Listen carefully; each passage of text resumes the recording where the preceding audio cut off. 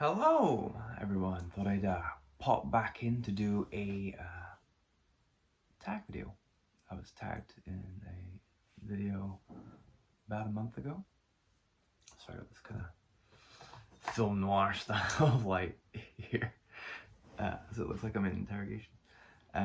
I was tagged by Criminally in the, Thrilling Thrillers book tag about a month ago, and kind of way behind on my tags, way behind on any videos, to be honest. I'll probably do a little catch-up video. I've had a bit of a crazy month, very busy, and yeah, lots of other things, but I'll do a little catch-up video to see what I'm up to.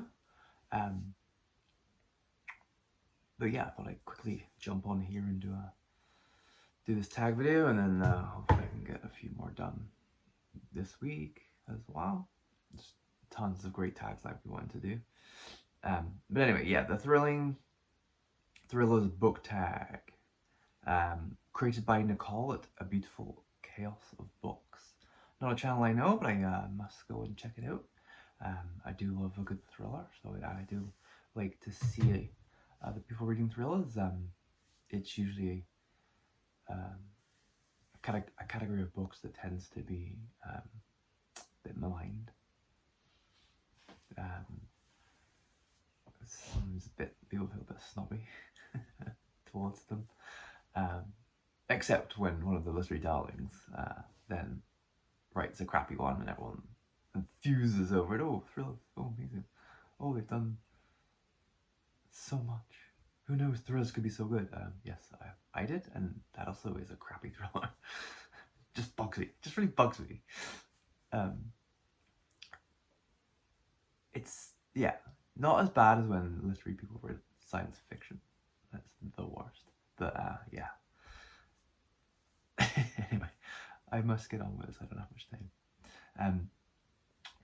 Number one was, what was the last thriller you bought? I just looked down there where I've got a bunch of books from the last charity shop haul. I don't think I've shown these on the book haul, so this is quite exciting for everyone. This is the Crystal Contract by Julian Rathbone, who I assume is English, because that is a very English name. It sounds like he's English. Buck Mulligan has a mission to penetrate and destroy the evil international conspiracy of cocaine and political power lying behind the mysterious Swiss conglomerate Crystal. Violence, treachery, murder, drugs, sex, politics, and romance are woven into Julian Rathbone's thrilling web as Mulligan encounters Spanish billionaire and playboy Don Pedro Mendoza, top English photographer Harriet Jones, and megalomaniac financier Hector Meclares. Fast-paced and gripping, this novel sweeps across the globe from Colombia to London, Switzerland, and Paris as Rathbone's meticulous research ensures that the Crystal Contract shudders with authenticity.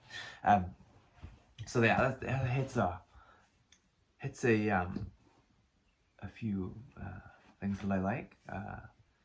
Drugs, violence, treachery, murder, sex, politics, romance. Pretty much everything I like right there. Do kind of love conspiracy.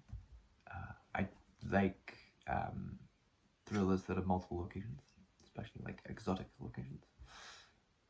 I'll say exotic because is London exotic? It's probably exotic to some people. Yeah, that's basically I kind of like. That's kind of what I like in a good thriller.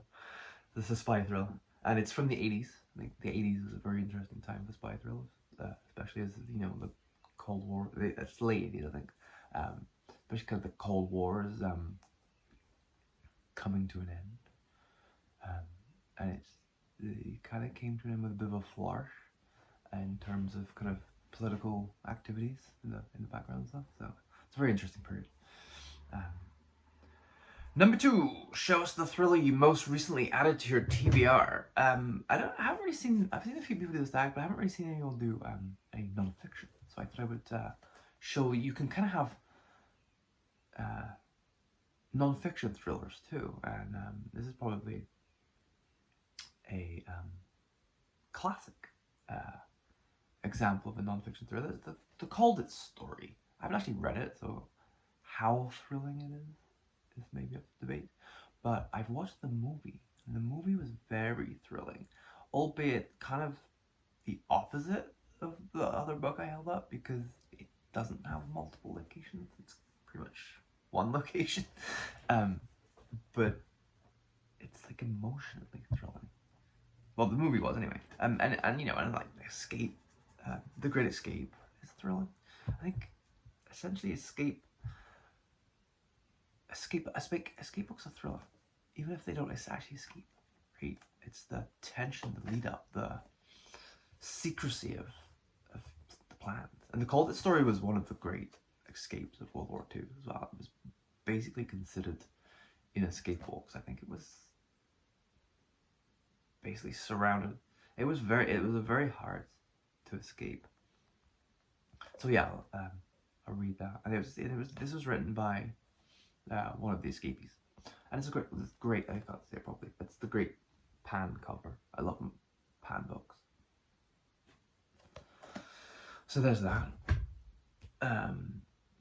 Number 3. What thriller did you have high expectations for but ultimately let you down? Can't really think of a lot. I don't tend to have too much expectation. I love thrillers. I don't usually get very disappointed. But I also don't go in thinking it's going to be the greatest thing ever. I guess you could say the Da Vinci Code disappointed me, just in how popular it was and how terrible it was. Especially as I love Knights Templar stuff, and to get Knights Templar stuff wrong was just horrible. But it was such a phenomenon. Everyone that doesn't read thrillers read it and was loving it, and just like, this is a bad example of a thriller. And it breaks my heart that this is the one that everyone loves. So yeah, I already mentioned thrillers. Well, Dan Brown coming in there somewhere, I guess. Number 4, what tropes do you love and hate in thriller books? Tropes I love is kind of like the wrongfully convicted or wrongfully accused person, just regular person. It's especially great if they're kind of wrapped up in it or incriminated in it, and they have a perfectly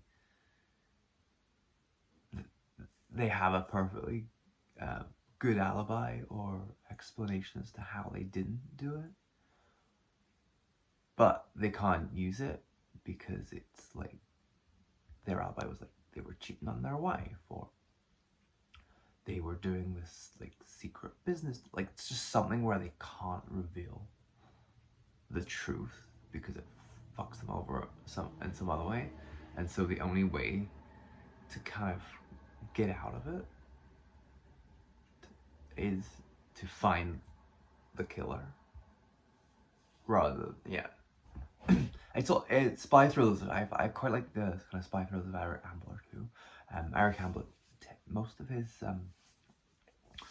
spy thrillers tend to be the protagonist tends to be a writer. Very original on his behalf. Tends to be like a writer or someone kind of regular that's like embroiled in some sort of espionage, accidentally. Just gets embroiled. I really like those too. Tropes I don't like. I guess probably go with criminology on this one, and you know, just the kind of like helpless female. Like, the only reason they're in the book is for the protagonist to save them. That kind of thing. It's outdated and lazy and boring. And I guess people love those Taken movies though, which was that was basically the whole premise, wasn't it? And I know I liked 24, like the first couple of seasons I watched, but it was pretty annoying. That first season, it was pretty annoying. That the whole thing was just like him trying to rescue his wife and daughter, and the daughter just keep like running away. That's basically all Elijah Cuthbert did in 24 was run. It was kind of stupid. where are we up to now? Number 5, I believe. Let's unlock this thing here quickly. Number 5, recommended and underrated thriller. I originally was struggling with this, but then I had an epiphany. An underrated thriller, and it's mainly because it's from mid 20th century, early to mid 20th century, and people don't tend to talk a lot about 20th, like early to mid 20th century fiction, unless it's some of the really big names. But definitely the more genre-y stuff gets lost unless it's like Raymond Chandler. But even then, doesn't get a whole lot of readership. But my underrated thriller is The Big Clock by Kenneth Fearing, which has actually been filmed 3 times. Firstly as The Big Clock with, I believe it was Ray Milland. And it was secondly French film. I can't remember the name of the French film. I think it had Yves Montand in it. I have not seen that version. And then lastly, probably the one that more people have seen, No Way Out by Kevin Costner. Oh, with Kevin Costner. I don't actually know who directed it, but Kevin Costner starred in it, and it's pretty good. But the Big Clock with Ray Milland is my favorite, for obvious reasons, if you know me.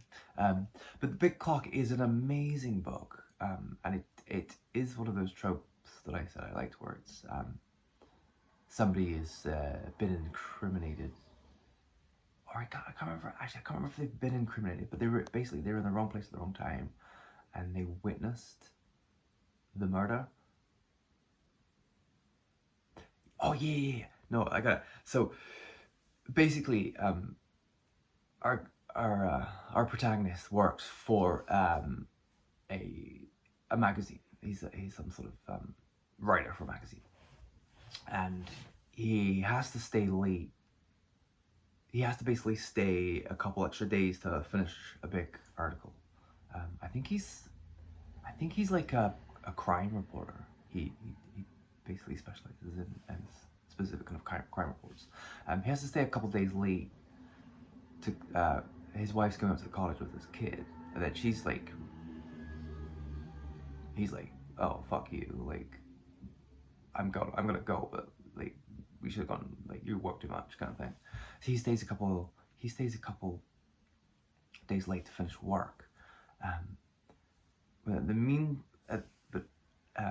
I think he's like, oh like fuck her, kind of thing. He's like, ugh.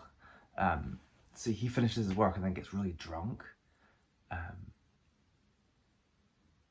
I think he kind of starts flirting with, I haven't read it for a while. I really need to reread it. I think he starts flirting with somebody, and so he's kind of having like a little extracurricular dalliance that he shouldn't be. But he's really drunk too. And then I can't remember how, but he basically stumbles upon his boss murdering somebody.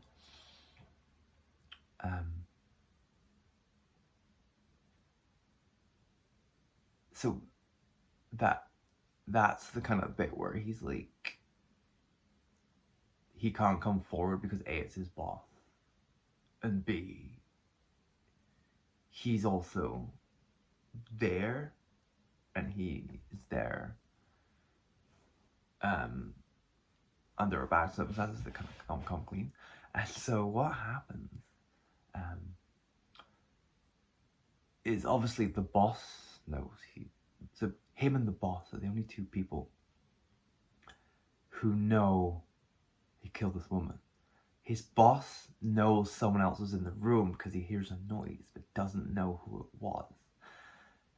And so because this guy is so good at crime reports, especially like, I think he's very good at like cold cases. I think he's very good at investigating. His boss basically assigns him to investigate who the person was in the room. So basically he is trying to find a way to incriminate his boss that doesn't throw it all back on him, and also doesn't, his wife doesn't find out that he had this like flirtation, and also that he just went out on a massive bender. And also, he's basically having to keep up this premise of investigating himself for his boss. It's very complicated, but it is an absolutely fantastic thriller. I will urge you to read it. I have another Kenneth Fearing as well, but I got it out of the library. It was one of those random looking around the library. It comes out. I think it was a Crime Masterworks, maybe. I just saw it in the library. So oh, that sounds good. Read it. Was like, oh, this is amazing. This is fantastic. But yeah, I really need to find a copy of it and read it again. Especially since I couldn't quite remember the premise. But definitely underrated, because I don't think I know that many people who have read it. I don't think I know anyone who's read it, to be honest. Number 6. Pick 3 thrillers from your shelves. 2 you've read and 1 you haven't. Get your viewers to comment which one they think you haven't read. Oh, so I totally forgot to do this. My shelves are in a bit of disarray. If I pick anything from my shelf, there's a good chance I haven't read it.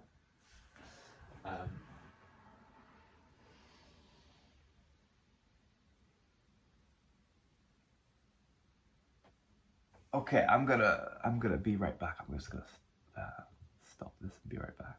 Okay, I'm back with 3 thrillers, 1 of which I've read and 2 I haven't. So we have Malco, West of Jerusalem, which is a men's adventure thriller, but it's actually French. So if you're looking for some translated garbage for Garbors, read Malcolm. John Bocken, The 39 Steps. Classic. This is a lovely pan edition. I do love my pans. And he was a baron. He was a baron of Tweedsmuir, and he was the Governor General of Canada in the like 30s or 40s. He died in Montreal. Yeah, the 30s, because he died in Montreal in 1940. And this is a double author. Sorry, I just couldn't remember who the authors were, but it's a double author. The Double Man by William S. Cohen and Gary Hart.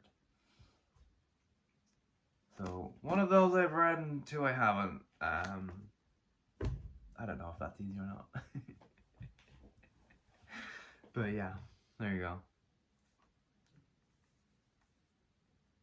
Didn't take too long. I got a bunch of thrillers lying around, even though I need like 3 bookshelves. Everything's in boxes. Thrillers are everywhere.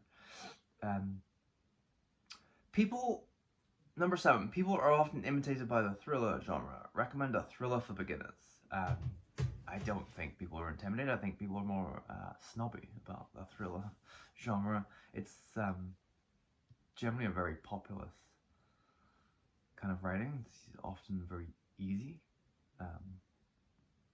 People who don't read thrillers tend to read crappy thrillers when they read them. People who read thrillers a lot tend to be a lot more adventurous, a lot more discerning.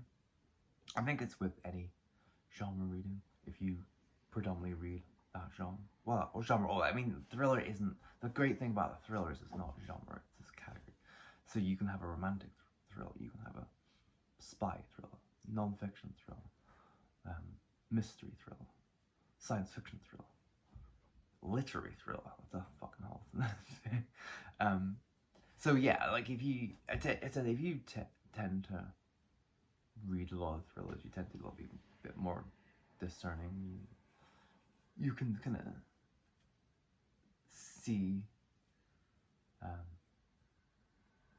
the books more for what they are, whereas somebody that I think it's kind of almost like any kind of vice, when the first time it just the mere act of doing it, the mere act of reading a thriller is exciting.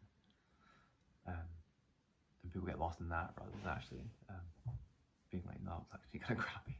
And also, if you haven't read a thriller before, you don't really have anything to compare it to. You don't really know. You don't really know the good and the bad. You don't really know what makes it bad. But yeah, I hate to recommend it, but I guess a lot of people who didn't read thrillers love Dan Brown, so it's maybe Dan Brown's probably the best time to read Dan Brown is if you haven't read any thrillers. Read him, and then read some actually good thrillers, and then you'll actually realize how crappy Dan Brown is. I mean, you shouldn't really need to realize how crappy he is. If you've read a book before, then you should realize how crappy Dan Brown is. Other than that, I don't know, just go to your local supermarket and pick up whatever they're offering, because they tend to be the bigger thrillers. That's probably my advice. Doesn't really, just read a thriller, it doesn't really matter. Maybe keep it to like under 400 pages. Wouldn't recommend reading like 1,000-page plus thriller your first time, but I don't really think there's any easy way. I don't think there's the best way to get into it.